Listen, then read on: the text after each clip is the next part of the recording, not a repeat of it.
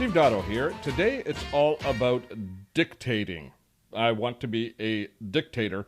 I've wanted to be a dictator as long as I can remember. I have always desired the abandonment of the keyboard in favor of the human voice and being able to dictate into the computer. And indeed, we've had different dictation applications for a long time. Some of them worked poorly, some of them were just awful. But with the latest evolution of operating systems, especially in the Apple world, dictation is becoming a reality. There's lots of talk about it around Siri and the iPhone and all of that sort of stuff. So I wanted to show you several different options you have to become an incredibly proficient dictator. Now, it begins with for me on the Mac. And with the latest version of the operating system, the Lion version of the operating system, if you go into the system settings here, you will see that they have a selection here called Dictation and Speech.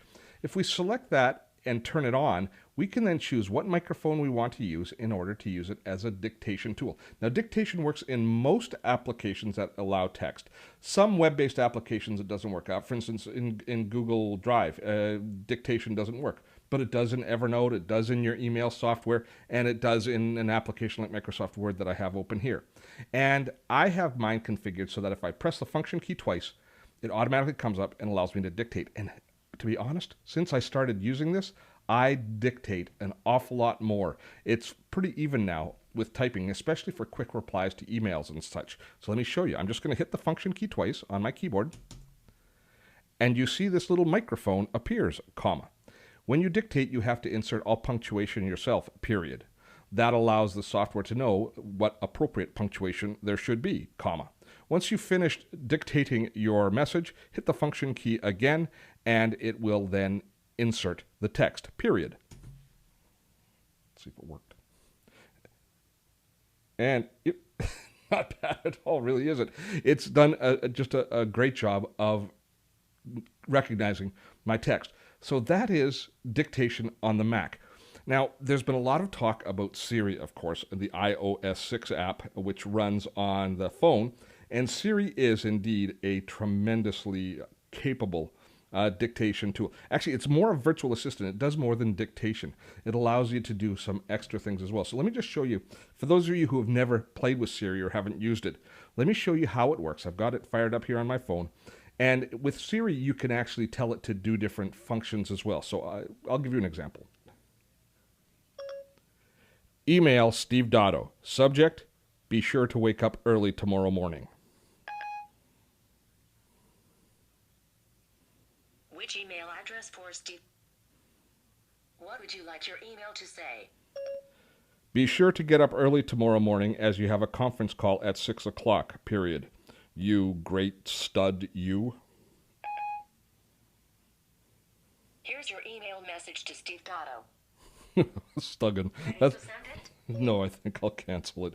I'm a great stoggin. But as you can see, it's fairly accurate. Do you know where I use Siri the most, though? Is in quick little replies to texts that come in and out. So if I had a text like this one here, typically speaking, I'm terrible on the keyboard replying to texts.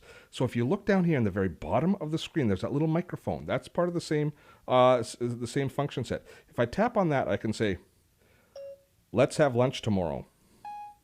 And so that automatically fills in texting. I find this way more efficient for replying to texts than trying to type in. And I now use this almost exclusively as my text replying function or tool on my when I'm using my Apple phone.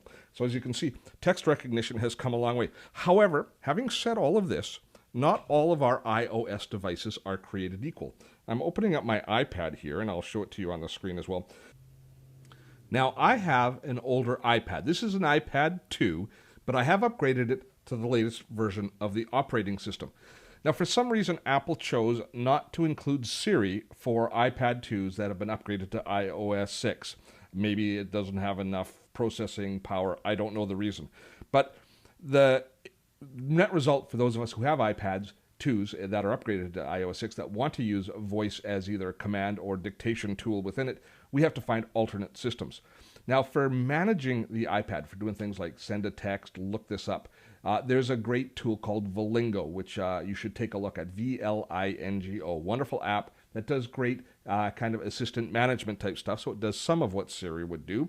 But for the dictation side, which is what this one's all about, Dragon Dictation seems to me to be the best option. It's free, and it does a pretty darn good job. So let's give it a shot and try it. Now I'm just going to use I'll be using the little microphone, which you can see right here. That's a virtual representation of in the top of the screen. So let's do this.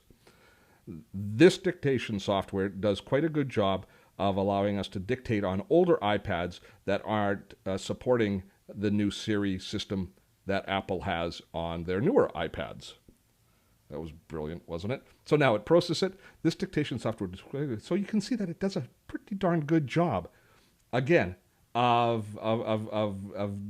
converting my voice into text. Now, you have to come up with a bit of a system to get this text now into an email or something like that. So you can actually, if we click here on the little bar here at the top, we can email this directly. We can send it out to a couple of different social networking areas. What I do is if I am going to dictate, say, an email here that I don't really usually want to send it right from the iPad, what I'll do is I'll email it to myself, and then I'll copy and paste it into an email on my computer. But it does allow me to do some dictation work here on the iPad, which is, again, a great benefit because the keyboard on the iPad, of course, isn't all that great. Overall, the world of dictation has certainly come a very long ways in a very short period of time, relatively speaking. For the longest time, we had poor dictation software that we had to train and was very flaky, difficult to use. But in just the last 2 years or so, we've seen dictation software just explode as far as its capability, not just on the Mac, but on almost all of our different mobile and desktop platforms. If you do decide that you want to start incorporating dictation in your workflow, you have to think a little more structured than you do when you're working on a keyboard. Your thought process has to slow down as far as what you're putting out because it's just a different workflow as you dictate instead of writing. You have to remember to put in all of the punctuation, and of course you should make sure that you proofread really well at the end. I hope you found this useful. If you have, please give us a like and let people know that the Dottotech videos are useful to them in their life. I'm Steve Dotto. We will see you soon right here again.